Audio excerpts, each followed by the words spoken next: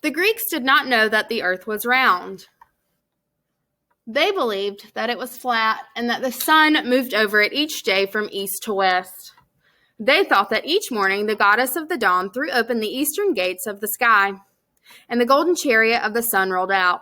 This was drawn by 12 swift horses and was so brilliant that men's eyes could not bear to look at it.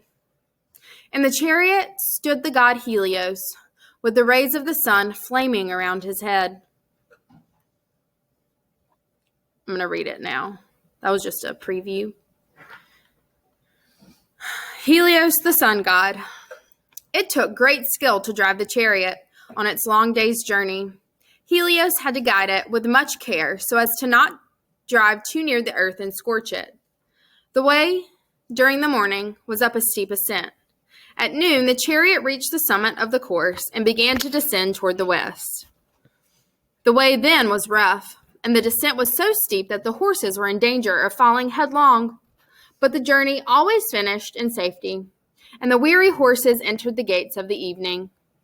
There were 2 beautiful palaces for Helios, one in the east at the gates of the dawn, and the other in the west at the gates of the evening.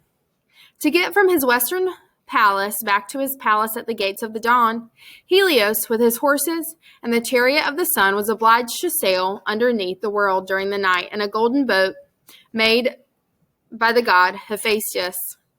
Helios had a son named Phaethon, who wished greatly to drive the chariot of the sun, and begged his father to allow him to guide it for one day.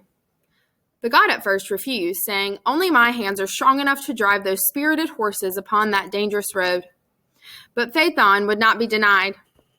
He begged until at last his father consented. Helios placed the young man in the flaming chariot and fastened the burning rays of the sun around his forehead. Then, as dawn opened the eastern gates, the horses sprang forward, but they soon felt that their master's hands were not upon the reins. Phaethon was much too weak to guide the 12 strong horses. They dashed from track downward toward the earth, setting fire to mountaintops and forests and boiling the waters in the rivers and brooks. Then they whirled up among the stars, burning them and setting the very heavens on fire. When Helios saw what terrible mischief was being done, he begged Zeus for aid. To save the world from being destroyed, Zeus hurled a mighty thunderbolt at Phaethon, which struck him and knocked him headlong from the sky.